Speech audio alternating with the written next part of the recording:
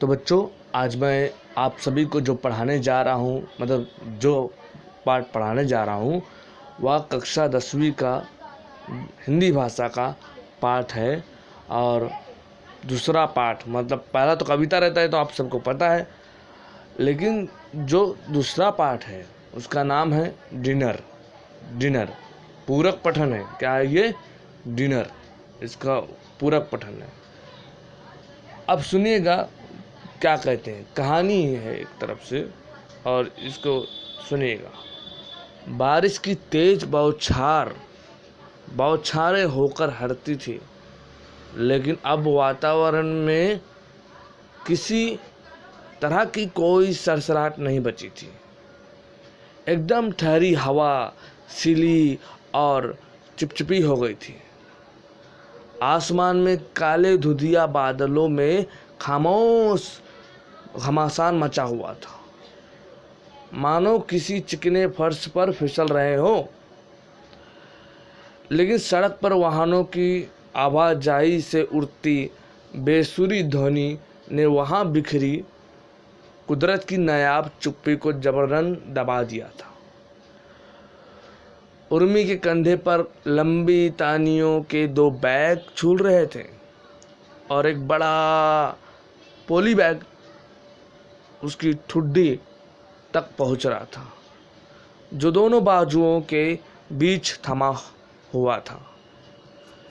बुरी तरह अस्त व्यस्त थी वो, भीतर से एकदम तर-बतर।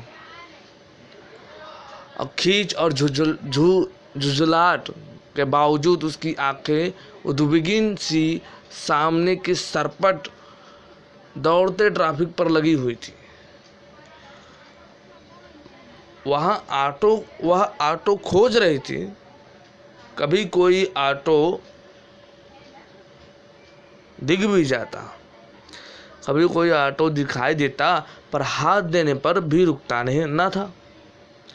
जो रुकता वह रोहिणी जाने के नाम से ही बिदक जाता था।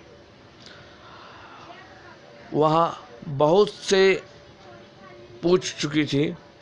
बार बार ऑटो वालों की हिलती स्प्रिंगदार खिलौनी सी मुंडियों ने उसे बुरी तरह चिढ़ा दिया था। इस ना की आशंका भर से उसकी दिल की धड़कनें तेज हो गई। इस अविवेकपूर्ण अभ्यास ने उसकी टांगों से मानो संचित ऊर्जा का रेसा बाहर खींच लिया हो। वह लगभग पैरों को घसीट रही थी। उनमें कदम भर चलने की ताकत नहीं बची थी।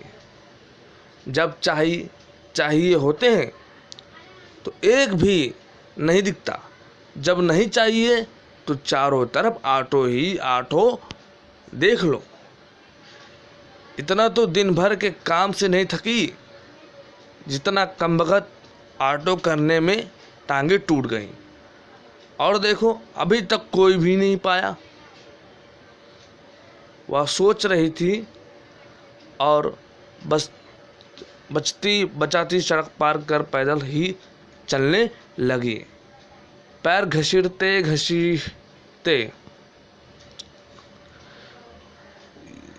यही पंचुकिया के और अधिक व्यस्त चौराहे तक ले आई।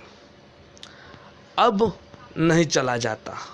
बस वो फुटपाथ से लगी रेलिंग पर पीठ टिकाकर खड़ी हो गई। गहरी सांस भरते हुए उसने आसमान की ओर सिर उठाया और सांस छोड़ते हुए आंखें मूंद ली, मानो पल भर को विराम लिया हो। मगर थोड़ी देर में उसकी आंखें फिर सड़क पर लगी थीं। चारों ओर अच्छा खासा अंधेरा घिर चुका था। सड़क के किनारे बिजली के खंभों पर बत्तियां टिमटिमाने लगी थी, जिनके इर्द गिर्द बरसाती पतंगे जमा हो रहे थे। बच्चों, फिर वह फिर से हाथ का सामान उठाकर बिना समय गवाए पीछे के ऑटो की तरफ चल दी। चलोगे बाबा? उर्मी हाँफती हुई बस इतना ही बोल पाई। कहाँ? वह काफी बूढ़ा था। रोहिणी, उर्मी डरी सहमी धीरे से बोली। बिल्कुल चलेंगे पुत्र। बूढ़े की आवाज में अपनापन था, जुबान मीठी थी। इतना सुनते ही वह झट से ऑटो में बैठ गई। बूढ़े की सहमति ने उसे दिली राहत दी।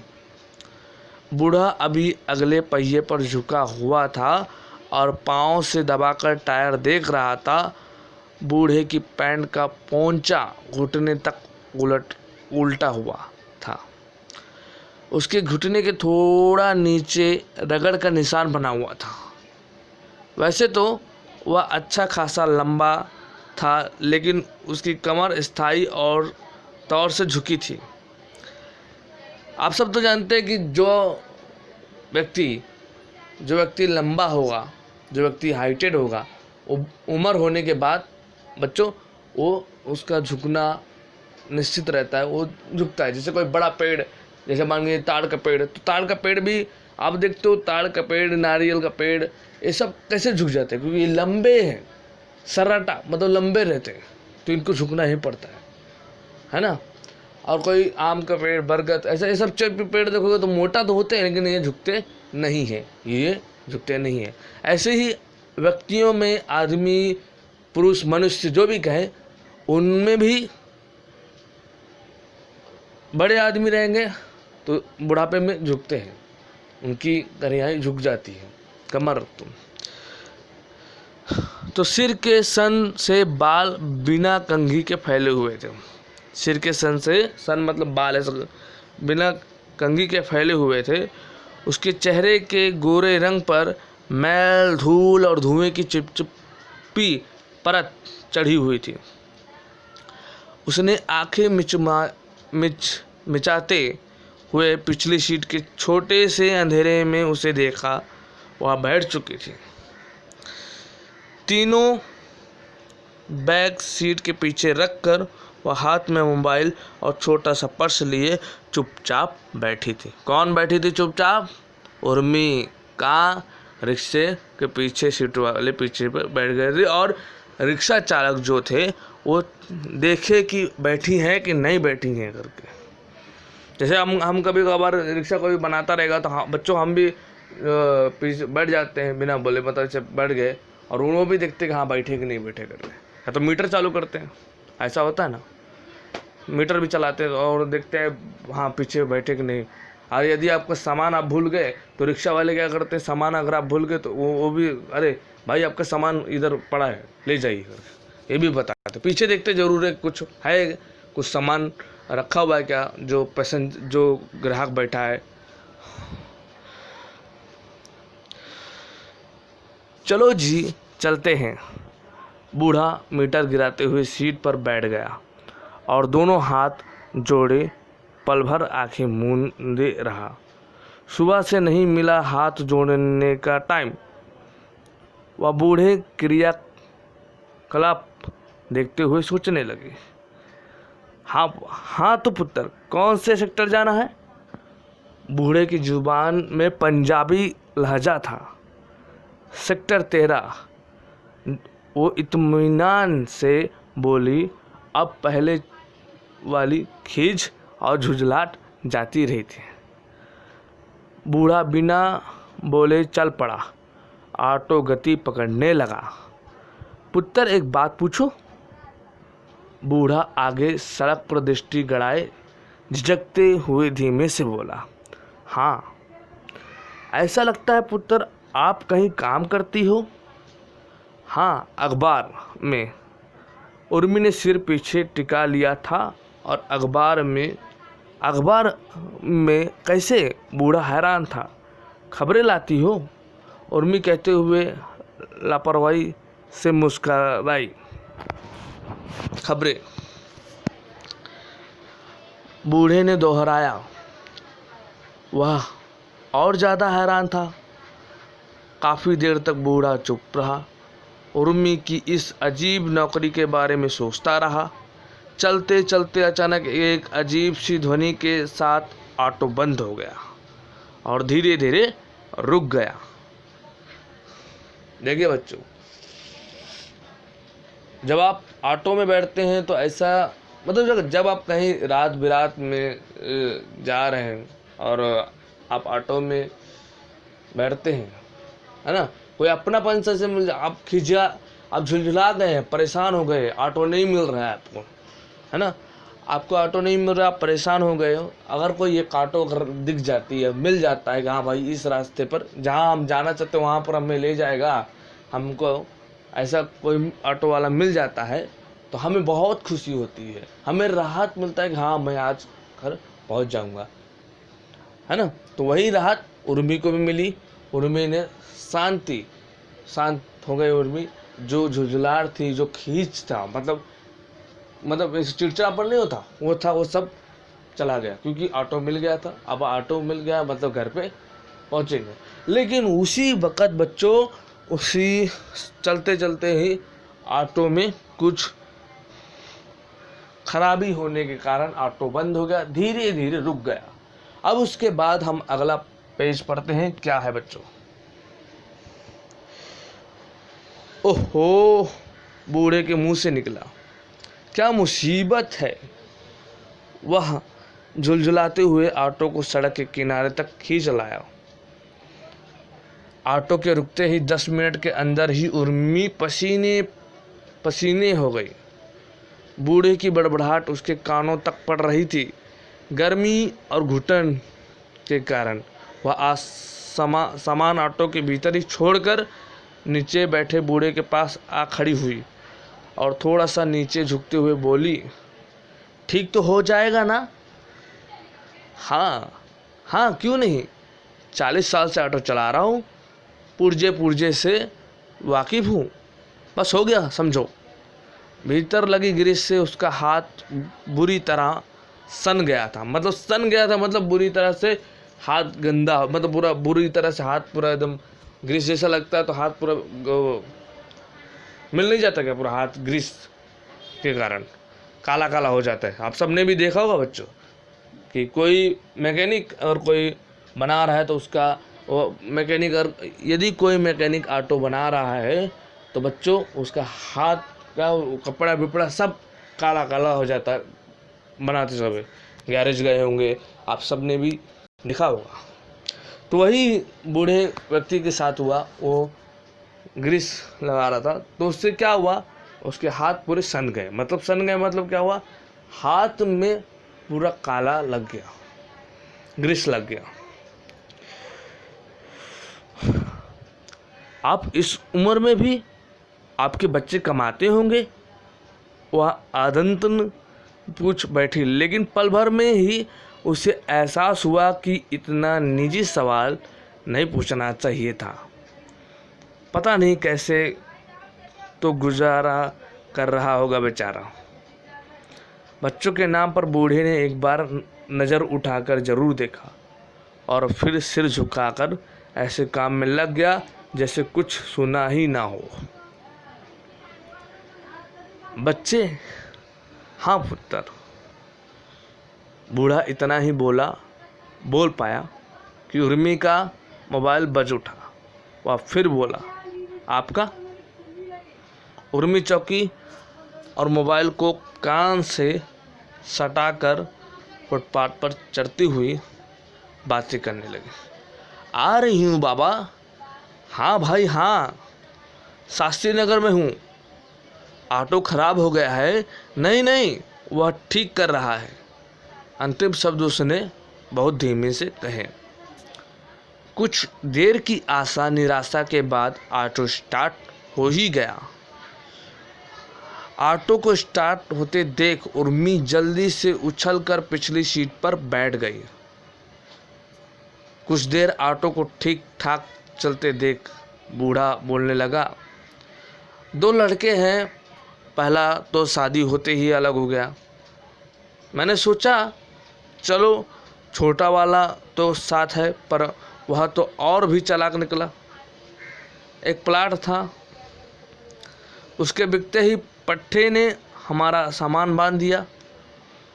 मुझे ही पता है कि कैसे इज्जत बचाई। इतना कहते कहते उसकी आंखें नम होती चली गईं, आवाज़ अवरुद्ध होती जा रही थी। तो अभी बिल्कुल अकेले हो? हाँ पुत्र, घरवाली को मरे 4 साल हो गए हैं, बस बेटी है, तुम्हारी उम्र की होगी। वो चक्कर लगा लेती है हफ्ते 15 दिन में। बेटी का मन नहीं मानता, बेचारी वह भी अकेली कमाने वाली है, उसके आदमी के पास भी काम नहीं है। बूढ़ा धीमे धीमे से बोल रहा था।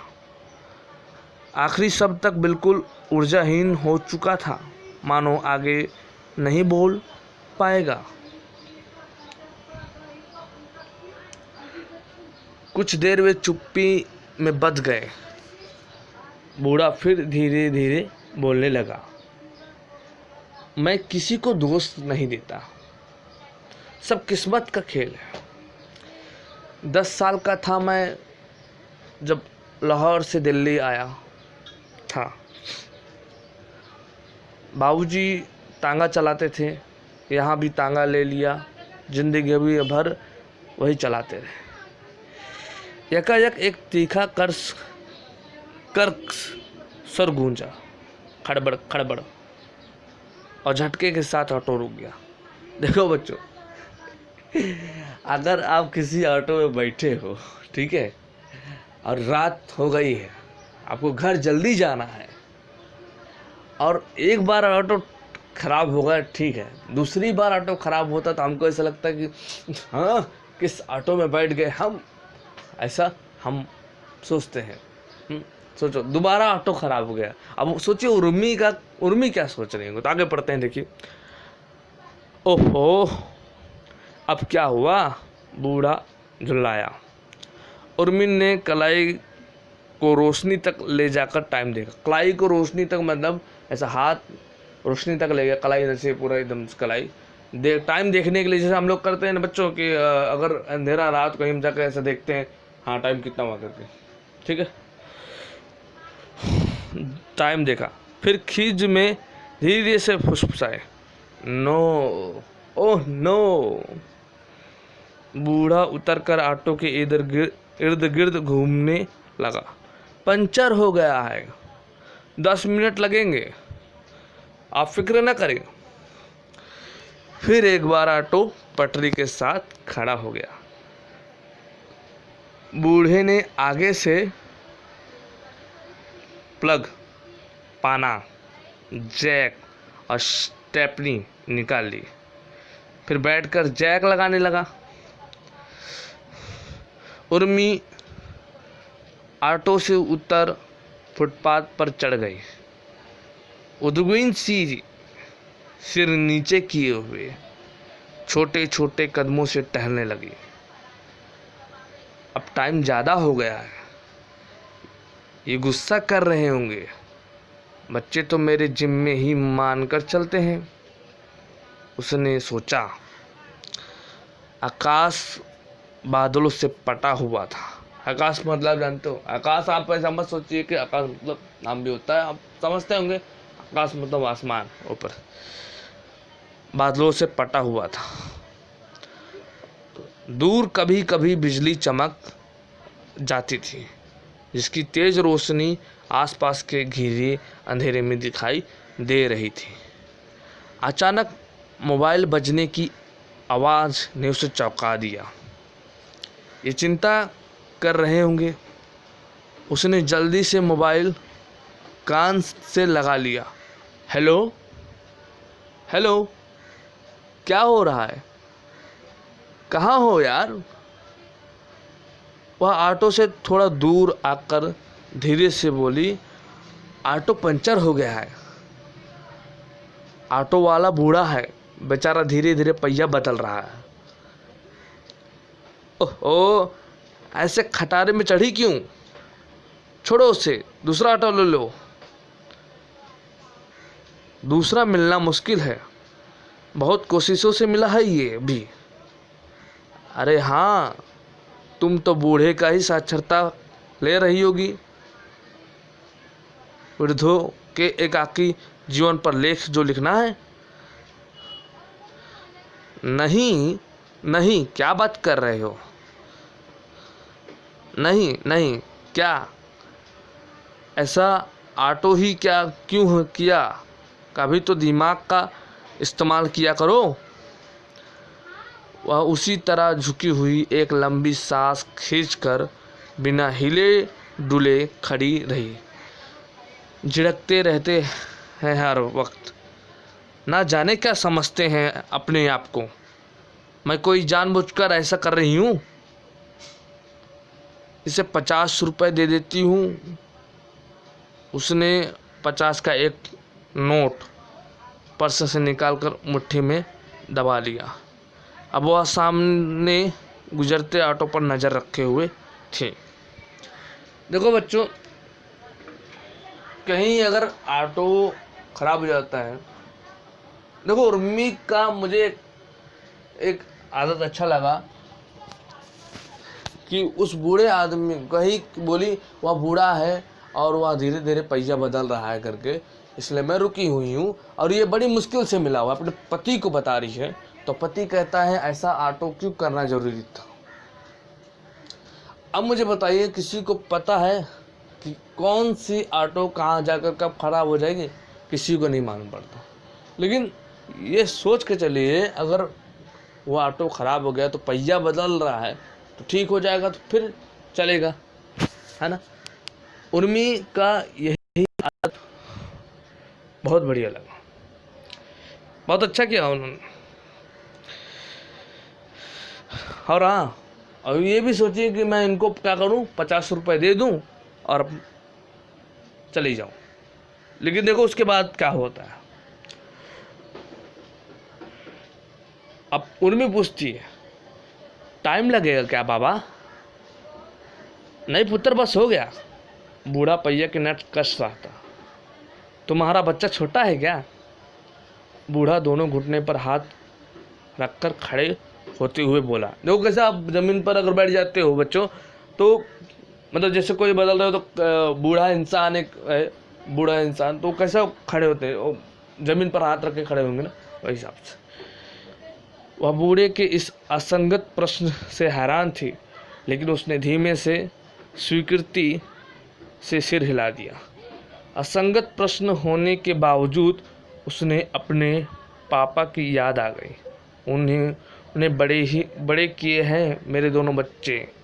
बूढ़ा ऑटो की तकनीक पर बड़ी देर तक बड़बड़ाता रहा। वह बिना कुछ कहे बैठ गई। ऑटो फिर से दौड़ते ट्रैफिक में शामिल हो गया।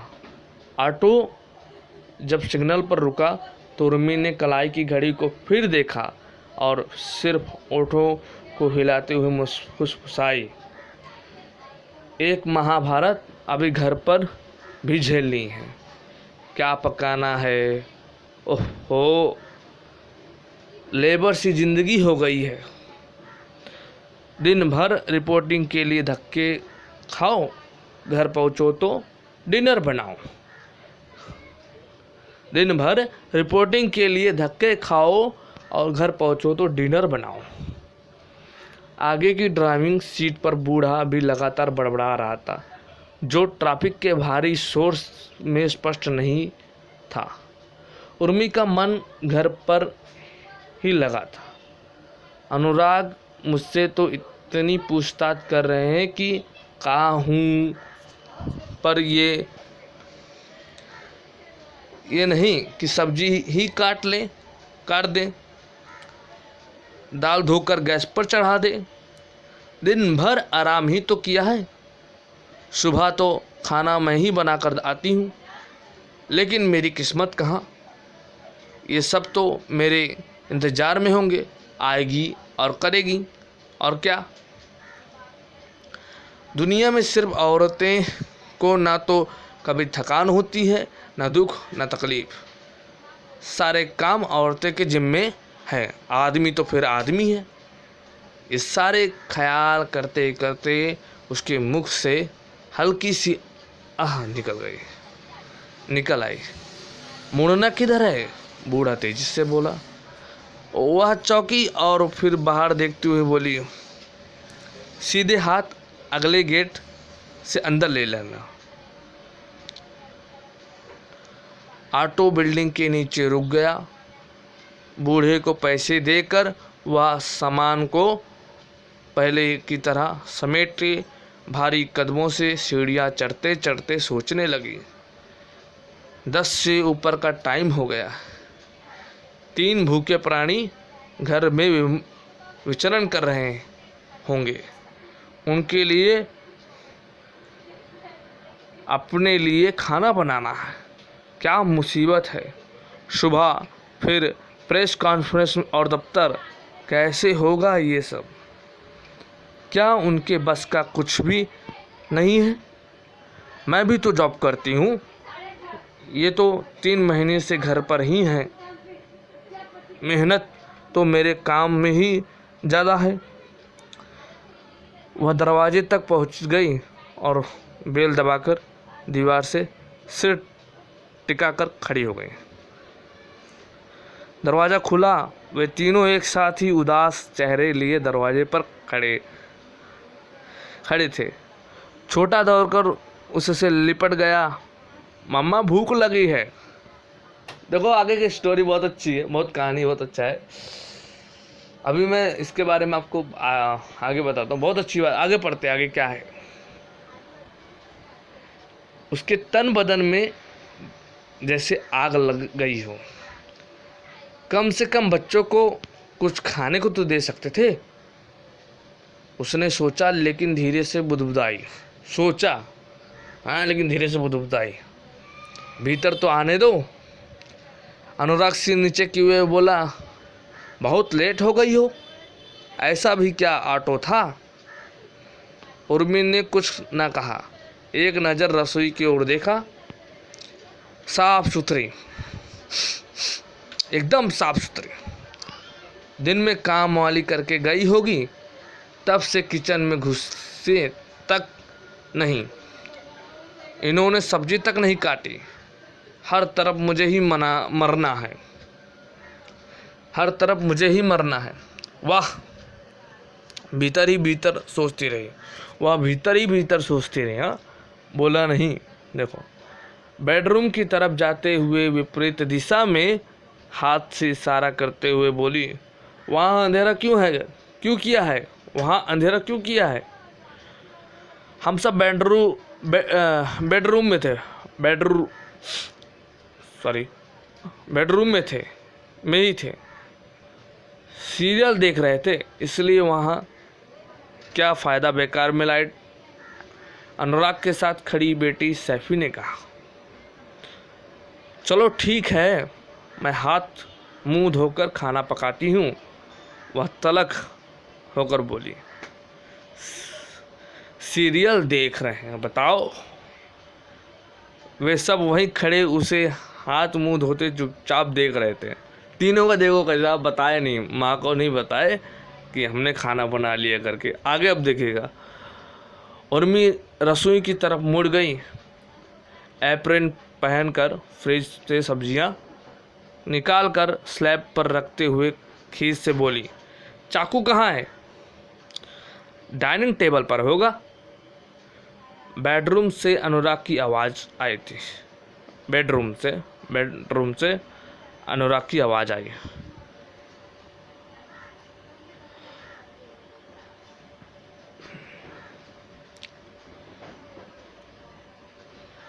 हाँ,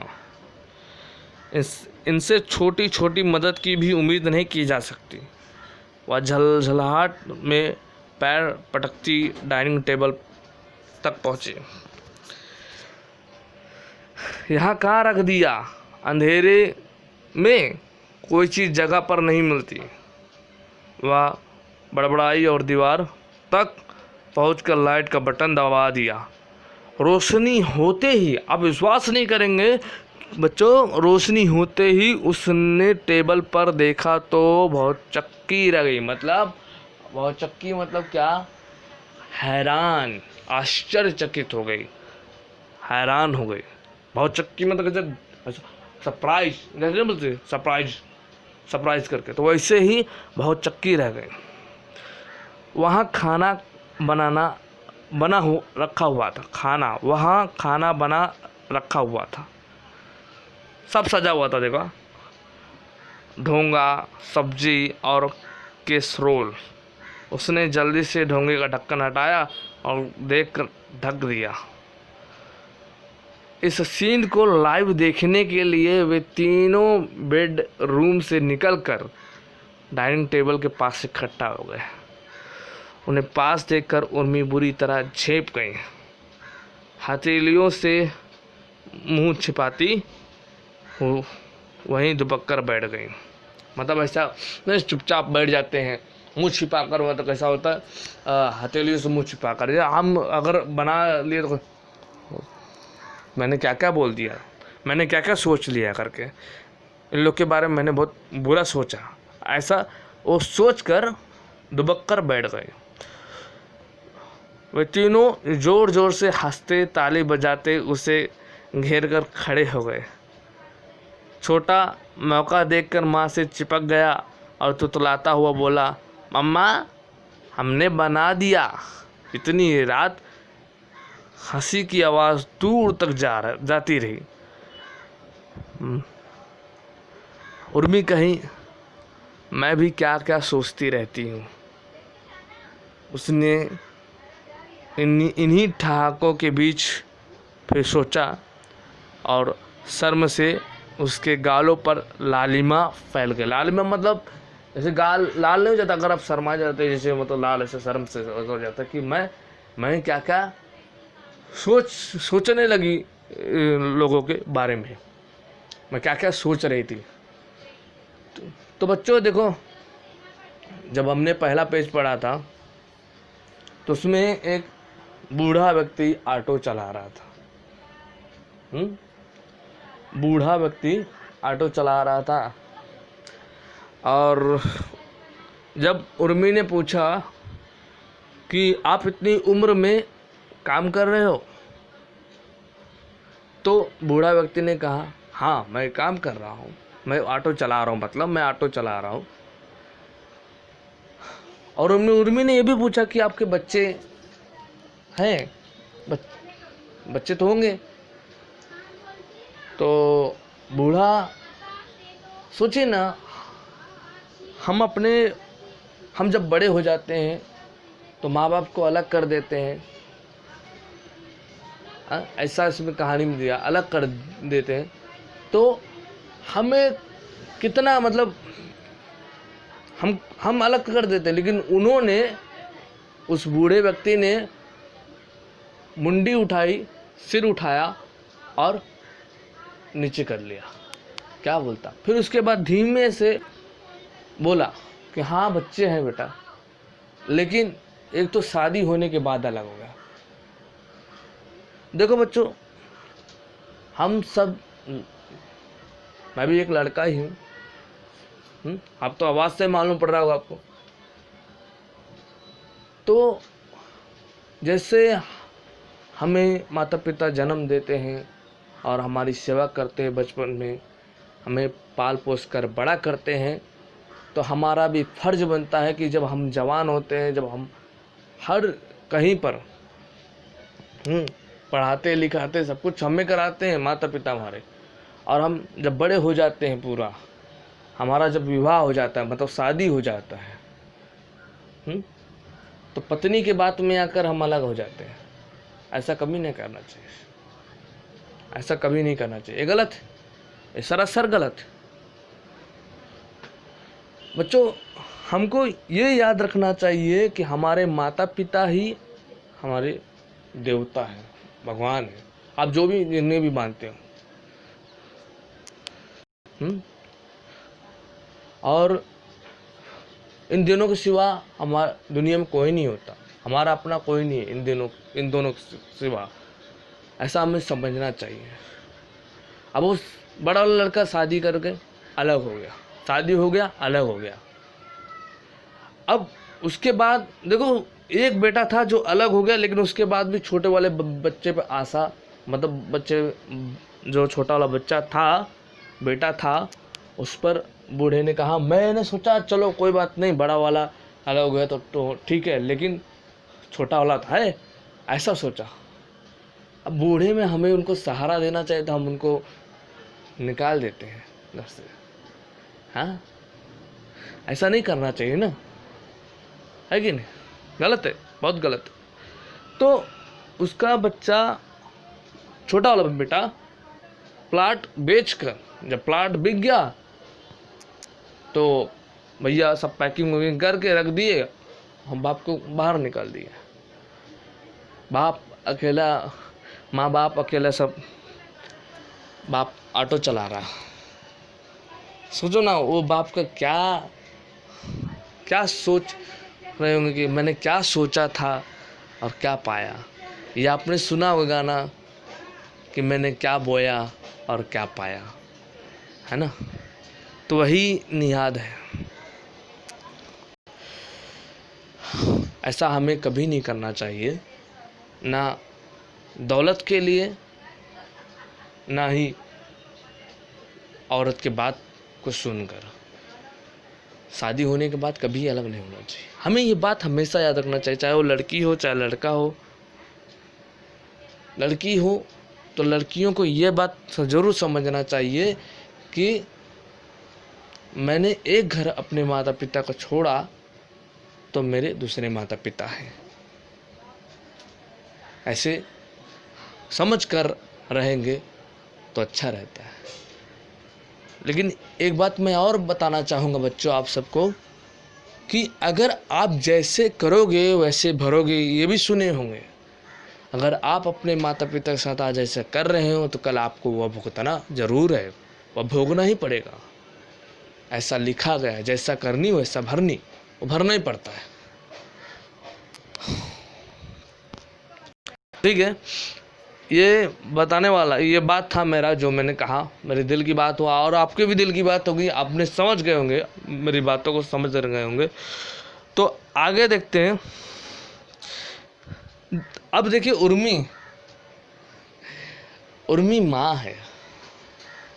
बच्चों के लिए, परिवार के लिए कितना टेंशन भरा, मतलब काम से छूटने के बाद भी अपनी चिंता जाहिर कर। ममता, देखो ना, ममता एक फूल होता है। एक ममता जो होती है ना, उसे माँ ही जान सकती है कि क्या कैसे, मतलब सिर्फ ममता जो है ना माँ के पास होता है और कहीं नहीं। ममता का फूल अगर माँ की सेवा करे तो पूरा जग की सेवा करी आपने। माँ बाप की सेवा की है तो पूरा जग का सेवा कर लिया आपने, पूरे लोगों को देख लिया आपने। अब उर्मी ऑटो में बैठी है, लेकिन चिंता सताई जा रही है कि उन लोग भूखे होंगे, बच्चे भूखे होंगे, खाना नहीं बना होगा, मुझे जाना है, अभी मुझे खाना बनाना है, पकाना है। आदमी पति को बोल रही है कि पति सब्जी नहीं काट सकते, ये नहीं कर सकते, है कि नहीं? होता है, चिंता करते हैं। हमारे लिए कितना प्रेम है हमारी माँ का, हमारे माता पिता का, हमारे लिए बहुत प्रेम होता है। काम से झल्लाने के बाद, काम से मेहनत करके आने के बाद भी वो वहाँ सोच रही है कि मैं जाके घर पे खाना बनाऊंगी, सब कुछ करूंगी और खाना खिलाऊंगी। ये ममता होता है। तो बच्चों, माँ को कभी नहीं भूलना चाहिए। माँ की सेवा करो, माँ की सेवा करना है, यही हमें निश्चित करना है पूरी तरह से। माँ बाप की सेवा मतलब ईश्वर की सेवा होता है। अब हाँ, ये भी बात आप सबको बता दूं कि जो माँ होते हैं, जो औरतें हैं, जो हमारे नारी देश की बच्चों, उन्हें भी यह समझना चाहिए कि आप जिसके प्रति प्रेम दिखाते हैं वो आपके प्रति प्रेम दिखाता है। जैसे बच्चे अब देखो ना, बिना बताए ही, बिना बोले ही, माँ को तकलीफ ना हो, रात हो गई है, पति ने भी खाना बना लिया, तीनों ने खाना बना के रख दिया, लेकिन बताया नहीं, सरप्राइज दिया उनको। बोला आज माँ थक गई होंगी, आज मैं खाना, हम सब खाना मिलके बना देता हूँ। पति ने भी बना दिया। 3 महीने से बैठे थे तो क्या हुआ, लेकिन उन्होंने खाना बना के रख दिया। चाहे अच्छा ही बना हो, चाहे बेकार बनाया हो, लेकिन बना तो दिया। तो हर आदमी और हर व्यक्ति अच्छा होता है, बस उससे समझने की सोच अच्छी होनी चाहिए। अगर आप पॉजिटिव सोचते हैं तो पॉजिटिव होता है, अगर आप नेगेटिव सोचते हैं तो नेगेटिव होता है। ये कभी भी ध्यान रखिएगा। अगर नेगेटिव चीज़ हो, नेगेटिव सेंटेंस हो, अगर उसको आप पॉजिटिव में सोच रहे हैं कि पॉजिटिव है, सकारात्मक चीज़ें सोच रहे हैं, तो सकारात्मक ही होता है। ये बात हमेशा याद रखना। इसलिए कहते हैं ना, बी पॉजिटिव, हमेशा सकारात्मक सोचो। तो सब यही बात है। ये कहानी बहुत अच्छा लगा, और ये कहानी जो है लकीर कहानी संग्रह से लिया गया है, और इसके लेखक तो आप सबको पता ही चल जाएगा बाद में। ठीक है बच्चों, मुझे जहाँ तक बताना था कि अपने माँ बाप को कभी मत भूलो, और उनकी सेवा को कभी मत भूलो। उन्होंने हमारे लिए बहुत कुछ किया है। हाँ, और माँ मेहनत करके काम से आ रही हैं, जो तो उनकी ममता देखो ना, कितनी मासूम, कितनी मतलब फूल जैसी ममता होती है।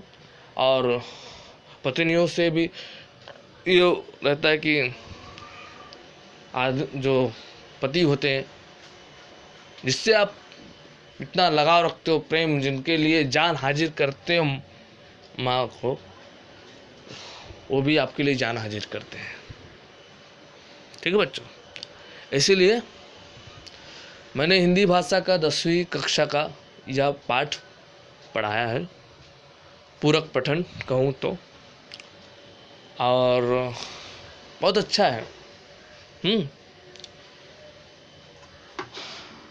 तो बच्चों, आज के लिए बस इतना ही। बहुत ज़्यादा हो गया, मतलब ज़्यादा बोर नहीं मैं आज के लिए इतना ही। धन्यवाद।